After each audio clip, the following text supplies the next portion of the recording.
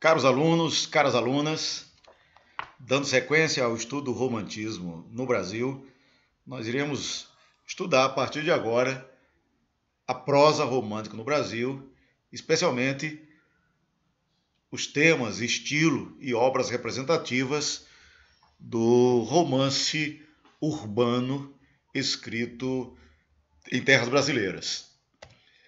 Os romancistas urbanos ou escritores de romances urbanos são os autores que escreveram obras cujas histórias simples e cheias de reviravoltas ampliaram grandemente o público leitor. Essas histórias retratavam e registravam a vida social do Rio de Janeiro do século XIX.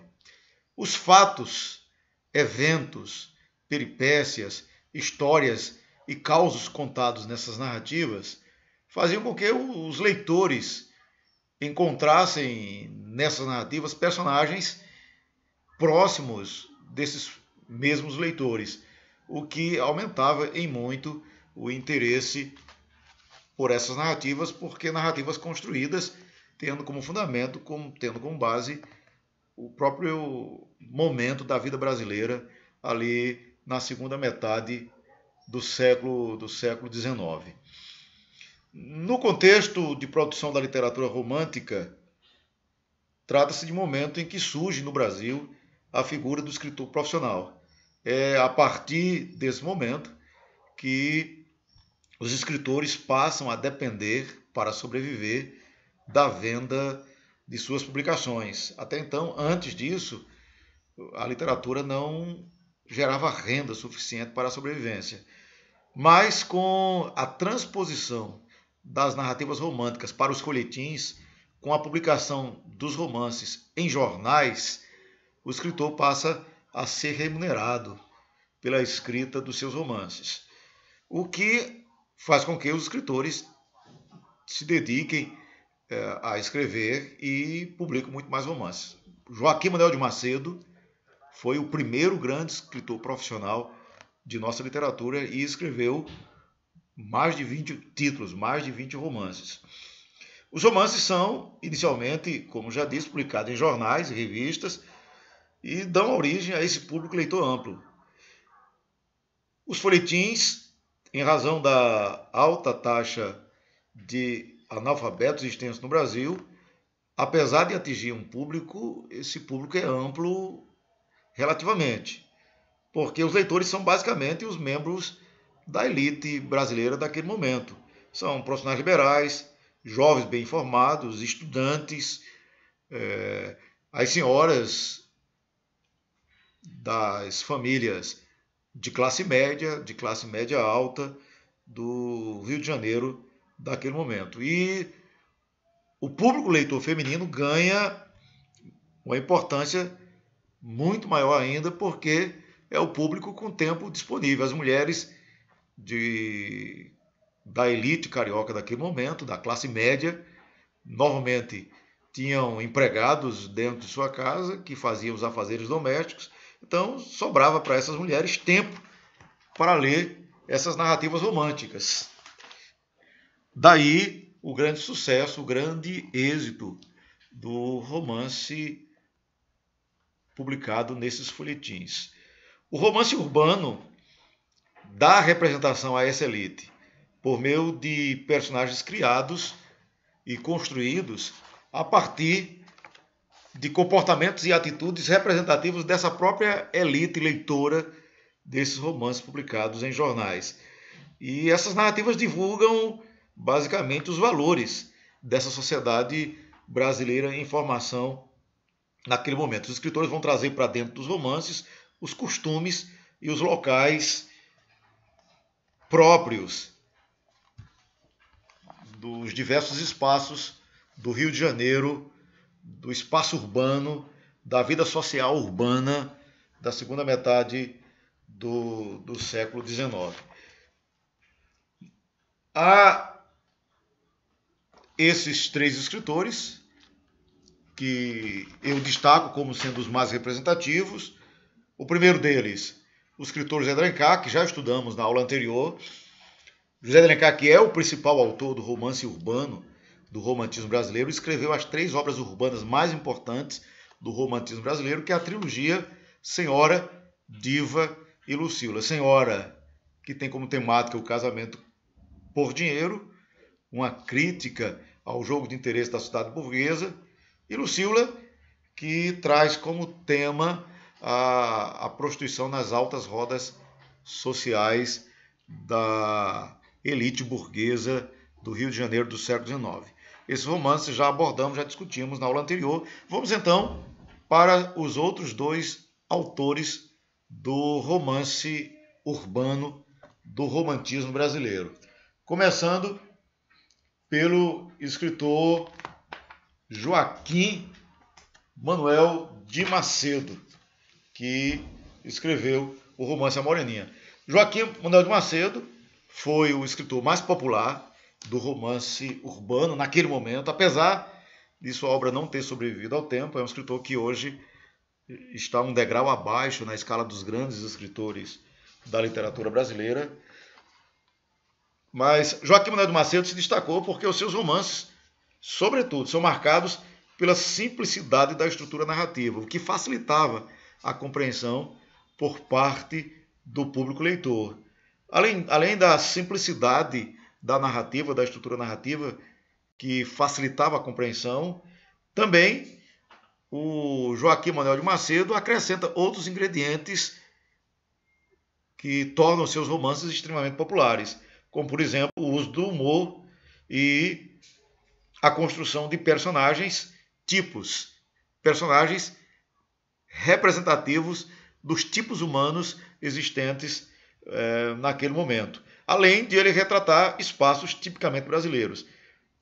Além disso, o Joaquim Manuel de Macedo ele domina a técnica de escrever tramas narrativas capazes de criar emoção, mesclando com muita habilidade o humor e alguns momentos de suspense.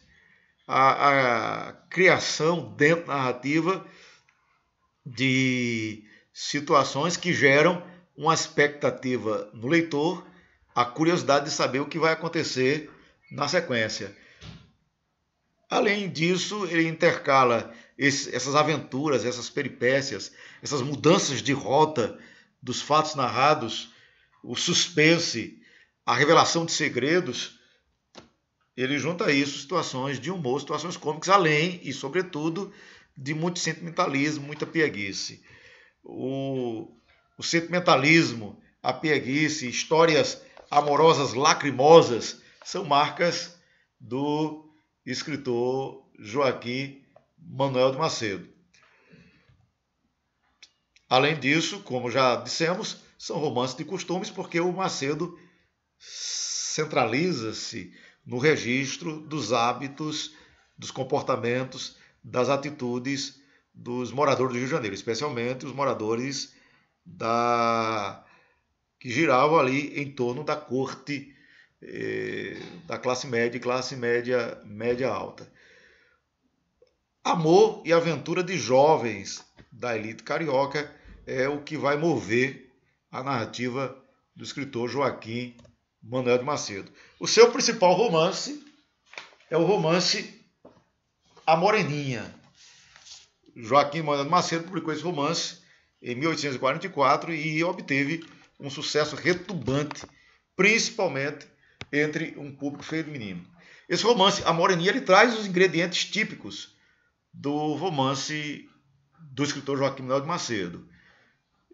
Dentro da narrativa surgem situações cômicas, o namoro difícil ou impossível, no caso entre Augusto e Carolina, que apenas ao final do romance é possibilitado o final feliz, a dúvida entre o dever e o desejo, a revelação surpreendente de uma identidade, as brincadeiras de estudantes e uma linguagem mais acessível, mais coloquial, marcam a escrita desse romance. A história se passa na ilha de Paquetá, um ambiente da natureza brasileira, um cenário tipicamente brasileiro, dentro daquela propositura romântica de valorização da natureza e de espaços do Brasil.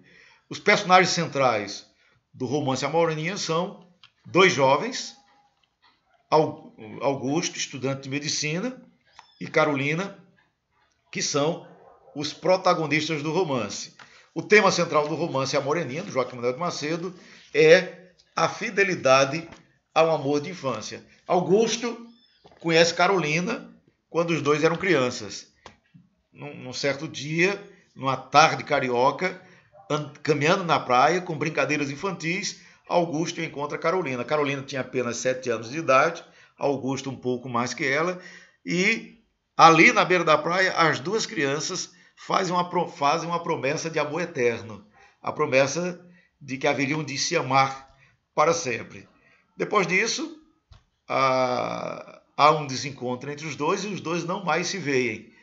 Passados vários dias, a narrativa tem continuidade quando os dois já eram jovens, os dois se reencontram. Carolina não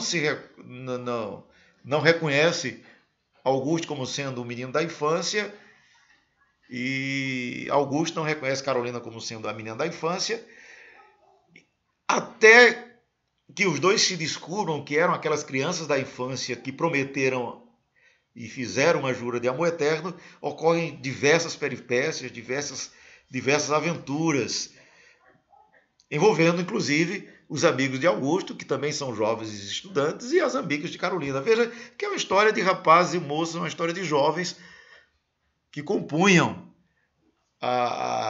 as cores da juventude carioca do século XIX. O romance apresenta as características típicas do amor romântico, da narrativa romântica. O sentimentalismo é gerado porque o desencontro de Augusto e Carolina, que se apaixonam na infância, até se reencontrarem na vida adulta, tudo isso é permeado por dor, por sofrimento, por lágrimas, como convém a uma narrativa romântica. Há a idealização, a fuga da realidade típica do romantismo, a ideia de que duas crianças que se apaixonam na infância guardarão o voto de fidelidade para sempre. A crença romântica de que ama-se uma vez e para todo o sempre. A ideia de que aquelas duas crianças que fazem uma promessa na infância cumprirão essa promessa com fidelidade a essa promessa de amor é uma idealização típica do amor próprio do romantismo. A ideia de que ama-se uma vez e para todo o sempre. A ideia de que a união de duas almas gêmeas na infância vai se concretizar e se perpetuar. Veja que é uma construção tipicamente romântica. Destaco a questão da valorização da natureza pátria, porque a história, apesar de ser um romance urbano, ele se passa no ambiente da natureza, se passa na ilha de Paquetá, que fica ali do lado da capital carioca, no Rio de Janeiro. Então, o ambiente da corte, nessa travessia dos jovens da ilha para a capital Rio de Janeiro, da capital Rio de Janeiro para a ilha, você tem um ambiente urbano, um ambiente da corte, e ao mesmo tempo o compromisso de representação da exuberância, da beleza da natureza brasileira é mantida dentro da narrativa como parte de um compromisso romântico de valorização da natureza da pátria, valorização da natureza do Brasil como forma de nacionalismo. Além disso, há nessa história de Augusto e Carolina, de uma maneira um tanto forçada, uma lenda indígena. Augusto, quando vive as suas dúvidas e as suas incertezas de amor, é aconselhado por uma senhora que inclusive é a avó de Carolina, conversa com Augusto e conta para ele uma história referência do que é o verdadeiro amor, que é a lenda do índio Aí, da Índia Aí e o índio Aoitim, a história desses dois indígenas que é contada para Augusto como uma representação mítica do amor verdadeiro, do amor que nunca acaba, do amor que nunca termina. É claro que num romance urbano a presença dessa lenda indígena soa um tanto forçada, mas faz parte do compromisso dos escritores românticos de valorização do elemento indígena em nossa literatura, e o Joaquim Manuel de Macedo, mesmo em Romance Urbano, acaba dando espaço e abrindo uma lacuna aqui para registrar essa participação indígena. Aí está um trecho do romance A Moreninha para a gente ter ideia de como é que se constroem essas narrativas piegas e sentimentais dentro do romance do Joaquim Manuel de Macedo. Vamos ler o trecho. A mão da bela moreninha tremia convulsivamente no braço de Augusto, e este a apertava às vezes contra seu peito, como involuntariamente, essa delicada mão. Alguns suspiros. Em uma das ruas do jardim, duas rolinhas mariscavam, mas, ao sentir passos, voaram e, pousando não longe, em um arbusto, começaram a beijar-se com ternura. E esta cena se passava aos olhos de Augusto e Carolina. O mancebo, apontando para as pombas, disse: elas se amam. E a menina sussurrou apenas: são felizes. Acaso já tem a senhora amado, dona Carolina? Eu? E o senhor? Comecei a amar há poucos dias. A virgem guardou silêncio e o mancebo, depois de alguns instantes, perguntou tremendo: e a senhora já amou também? Novo silêncio. Ela pareceu não ouvir, mas suspirou. Ele falou menos baixo: já ama também? Ela baixou ainda mais os olhos e, com voz quase extinta, disse: não, não sei, talvez. E a quem? Eu não perguntei a quem o senhor amava. Quer que lhe diga? Eu não pergunto. Posso eu fazê-lo? Não lhe impeço. É a senhora a quem amo, dona Carolina. Dona Carolina fez-se cor-de-rosa e só depois de alguns instantes pôde perguntar, forcejando um sorriso: por quantos dias? Oh, para sempre, respondeu Augusto, apertando-lhe vivamente o braço. Observe esse trecho do romance A Moreninha, que acabamos de ler. Ele registra o momento do encontro entre Augusto e Carolina, o encontro onde se dá a revelação do amor de Augusto em relação à moça. Eu quero destacar nesse encontro em que Augusto declara o seu amor para Carolina alguns elementos que marcam essa linguagem piegas, sentimental, própria do sentimentalismo exagerado do romance A Moreninha, do Joaquim Manuel de Macedo. Eu destaquei aqui algumas partes do trecho, começando. A mão da bela moreninha. Veja que o escritor já começa com o termo bela moreninha, como forma de idealização da mulher. A mão da bela moreninha tremia convulsivamente. Veja, a mão de Carolina, ao tocar em Augusto, tremia convulsivamente. Veja que exagero. No encontro amoroso, a mão da moça tremia convulsivamente no braço de Augusto. Só em tocar no braço de Augusto, a mão de Carolina tremia convulsivamente. E este, Augusto, apertava a mão de Carolina, apertava às vezes contra o peito. Augusto pegava a mão de Carolina e colocava contra o peito dele. E, ao fazer isso, alguns suspiros. Veja, tremia convulsivamente, alguns suspiros. Diante dessa cena, em que Augusto segura na mão de Carolina, coloca a mão de Carolina contra o peito dele, ela tremendo convulsivamente, ambos dando suspiros enquanto fazem isso, contracenando paralelamente esse encontro entre Augusto e Carolina. O que é que nós temos na cena? Em uma das ruas do jardim, duas rolinhas mariscavam. As duas rolinhas começavam a beijar-se com ternura. Veja que coisa, situação cômica, situação engraçada. Enquanto Augusto e Carolina conversam, dialogam, duas rolinhas que estavam ali próximas começaram a se beijar, como se a natureza estimulasse, incentivasse ou confirmasse a própria experiência amorosa dos dois jovens, da moça e do rapaz. As rolinhas, os pássaros, começam a beijar-se com ternura. Eu fico imaginando essa cena de dois passarinhos a beijarem-se com ternura. É claro que o Macedo está exagerando na dose ao fazer isso. O mancebo apontando para as pombas, apontando para os pássaros, disse: eles se amam. Veja, Augusto e Carolina olham para os pássaros a se beijarem e conclui: se amam. E a menina murmurou, veja que o termo murmurou, olha o vocabulário, são felizes. Mais adiante, Augusto faz uma pergunta para ela: a senhora já tem amado? A Virgem guardou silêncio. Olha só a questão dos suspenses, dos silêncios, das revelações intercaladas, típicas das narrativas do Macedo. A jovem guardou silêncio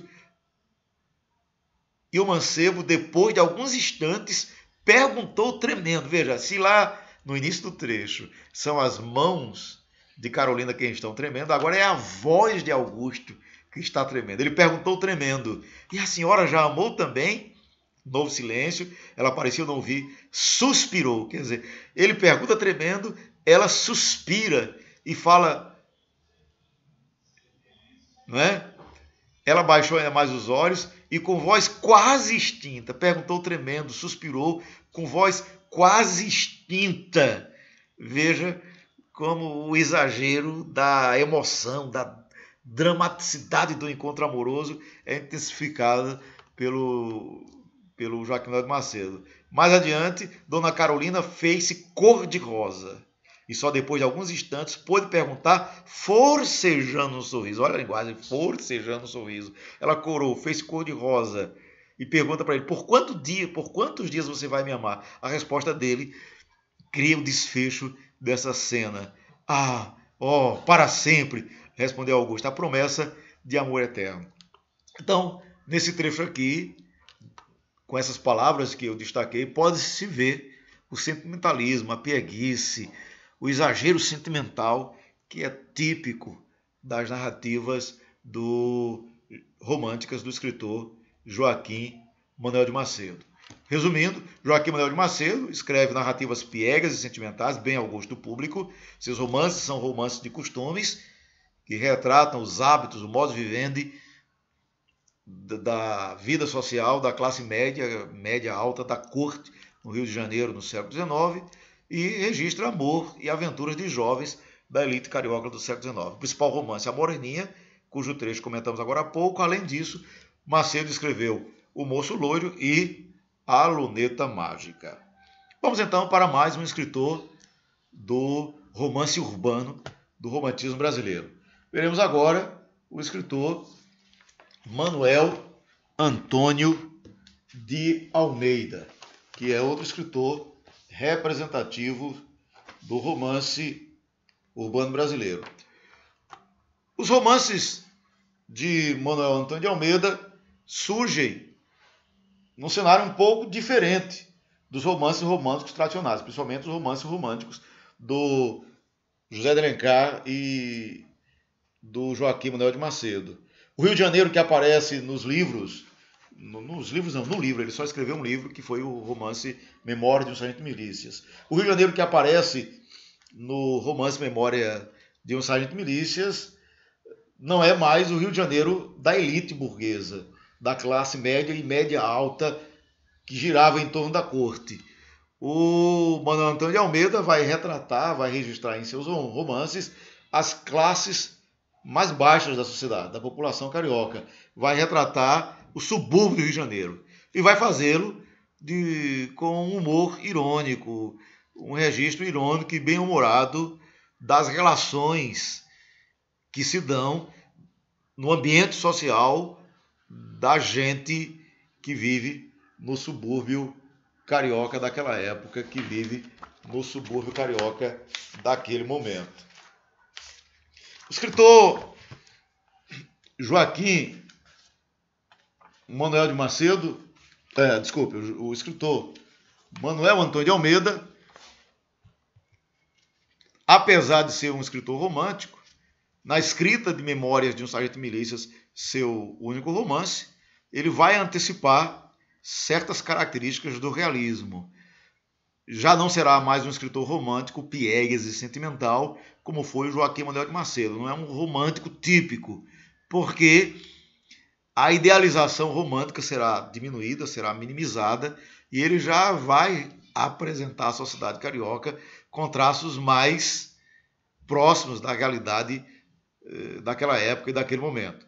O seu grande romance é o romance Memórias de um Sargento de Milícias, e nesse romance ele realiza uma inversão do romantismo convencional. O humor sarcástico e irônico funciona nesse romance como eixo condutor da sucessão de aventuras em que se mete o personagem central do romance, o personagem Leonardo, filho do Leonardo Pataca. As personagens desse romance Memórias do Sargento de Milícias, do Manuel Antônio de Almeida, são personagens suburbanas, livres das convenções da corte e, por essa razão, assumem atitudes que rompem com a solenidade romântica. Praticam malandragens, libertinagens e inserem o que nós vamos chamar de carnavalização. São personagens que representam tipos sociais daquela época. Figuras que representam os tipos sociais existentes naquele momento. O barbeiro, a comadre fofoqueira, o policial do subúrbio, os trabalhadores comuns, as pessoas que circulavam no ambiente próprio do subúrbio carioca. São figuras geralmente em busca de divertimento, sem se preocuparem muito com as preocupações mais solenes que estão presentes em outros ambientes de outros romances românticos. Elas não estão marcadas pelaquela idealização romântica, pelo contrário. São personagens que muitas vezes se deixam mover por falhas morais, por pequenos erros e desvio de caráter. Enfim, são personagens mais próximos da realidade humana, dos seres humanos que habitavam e viviam na sociedade carioca daquela época. O que move essa sociedade muitas vezes são o jogo de favores, o tráfico de influência, o compadrio, a malandragem, a vadiagem. Esse é o Rio de Janeiro que o Manuel Antônio de Almeida representa no romance Memórias de um Sargento de Milícias. Eu trouxe aqui um trecho para a gente entender um pouco do universo desse romance. O segredo que a Maria Regalada dissera ao ouvido do major, no dia em que fora acompanhada por Dona Maria. Vamos lá. O segredo que a Maria Regalada dissera ao ouvido do major, no dia em que fora acompanhada por Dona Maria e a comadre, pedir pelo Leonardo, foi a promessa de que, se fosse servida, cumpriria o gosto do major. Está, pois, explicada a benevolência do major para com Leonardo, que fora ao ponto de não só disfarçar e obter perdão de todas as suas faltas, como de alcançar-lhe aquele rápido acesso de posto. Fica também explicada a presença do major em casa de Maria Regalada. Depois disto, entraram todos em conferência. O major, desta vez, achou o pedido muito justo, em consequência do fim que se tinha em vista. Com a sua influência, tudo alcançou. E em uma semana entregou ao Leonardo 2 papéis. Um era a sua baixa de tropa de linha, outro, sua nomeação de sargento de milícias. Além disto, recebeu o Leonardo ao mesmo tempo carta de seu pai, na qual o chamava para fazer-lhe a entrega do que lhe deixara seu padrinho, que se achava religiosamente intacto. Passado o tempo indispensável do luto, o Leonardo, em uniforme de sargento de milícias, recebeu-se na Sé com Luizinha, assistindo a cerimônia, a família em peso. Aqui, antes de comentar o texto, eu quero destacar a figura do personagem Leonardo, que dentro do contexto do romance Memórias de Sargento de Milícias, é uma personagem picaresca, um malandro, uma versão carnavalizada do herói romântico. Pratica desordens e picaretagens, apesar de ser um bom rapaz e ser querido por todos, exceto pelo Major Vidigal. Então, o Major Vidigal, que é representante da ordem e do respeito dentro do romance, prende o Leonardo por praticar desordens na cidade do Rio de Janeiro, no ambiente em que viviam. Entretanto, essa cena aqui registra uma situação curiosa.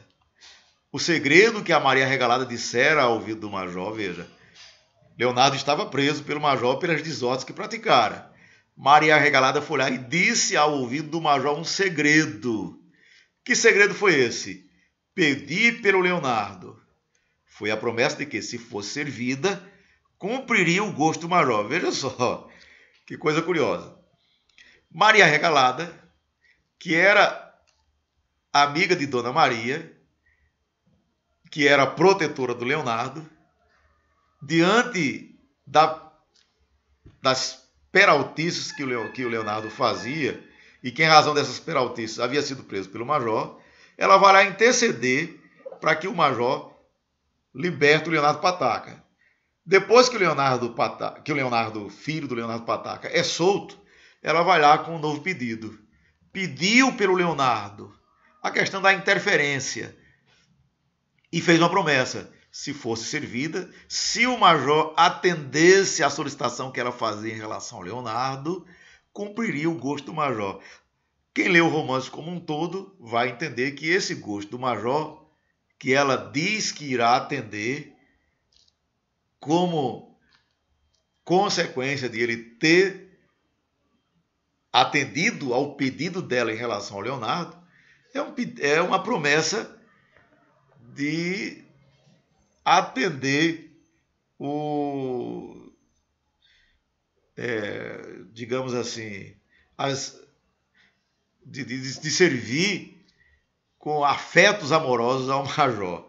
Em outras palavras, a Maria Regalada, que era uma mulher sensual, uma mulher da vida, intercede diante do major em favor do Leonardo, mas para que o seu pedido em relação ao Leonardo fosse atendido, ela promete favores amorosos.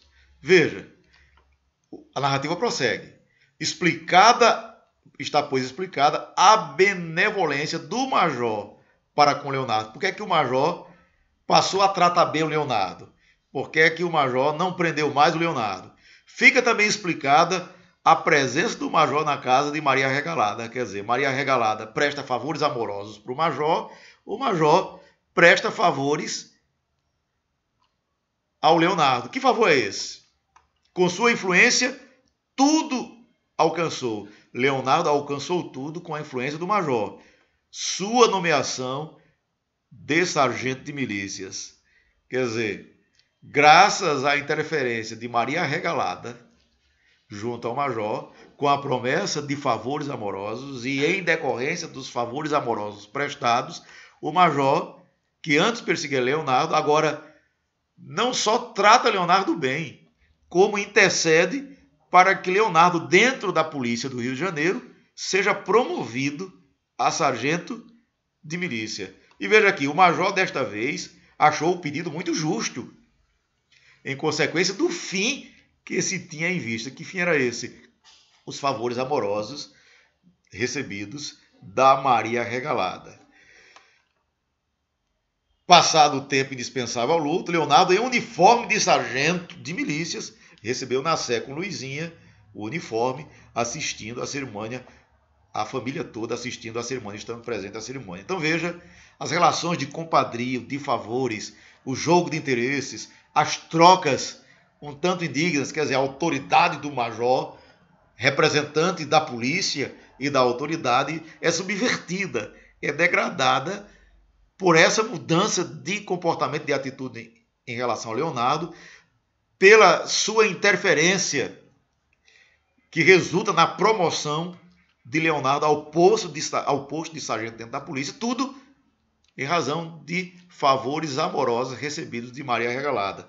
Veja que há uma crítica medonha aos bastidores da vida social brasileira, a esse jogo de compadrio, de favores, o jeitinho brasileiro para se obter vantagens pessoais, o uso da instituição pública para se obter vantagens pessoais. Veja, isso é o Rio de Janeiro do século XIX. a leitura crítica que o Manuel Antônio de Almeida faz do Brasil àquela época, especialmente do Rio de Janeiro àquela época, na obra Memória do Sargento de Milícias.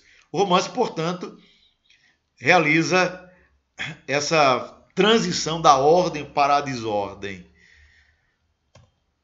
Leonardo Pataca é, portanto, um personagem picaresco, um malandro, um vadio, que pouco a pouco vai se transformando. É interessante que de malandro, de vadio, de preguiçoso, de pequenas traquinagens, ele vai se transformando, claro, uma transformação que ocorre graças à interferência um tanto corrupta do Major Vidigal, mas ele é promovido a sargento e se torna um homem diferente graças ao amor do Luizinha. Leonardo e Luizinha, cujo amor vai transformar o personagem Leonardo. Apesar desses traços realistas, dessa crítica social, há um certo elemento romântico ainda presente no romance. Por isso que se diz que a obra Memória de um Sargento de Milícias é uma obra de transição do romantismo para o realismo.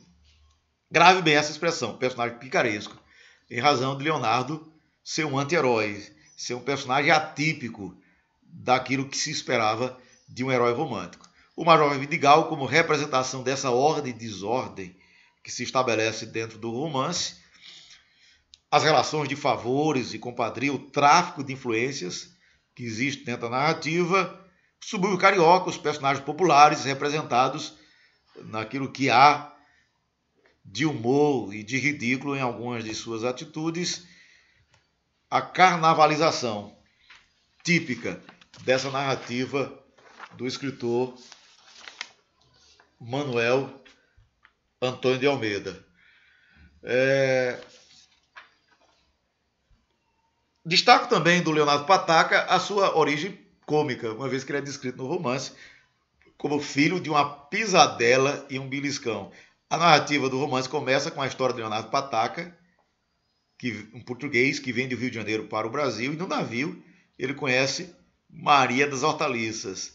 Ele dá uma pisadela, ela retorna com um beliscão, e dessa pisadela e desse beliscão, os dois travam uma paquera, um namoro, e desse namoro nasce no Brasil o Leonardo Filho, o Leonardo que é o sargento de milícias, personagem central, protagonista da narrativa. Crescido, esse menino torna-se um malandro, tentando sobreviver à margem das instituições sociais, nas quais não consegue se enquadrar. Não se enquadra à família, porque é um rebelde, não se enquadra ao trabalho, porque é um preguiçoso, não se enquadra à igreja, porque o seu comportamento destoa da vocação religiosa.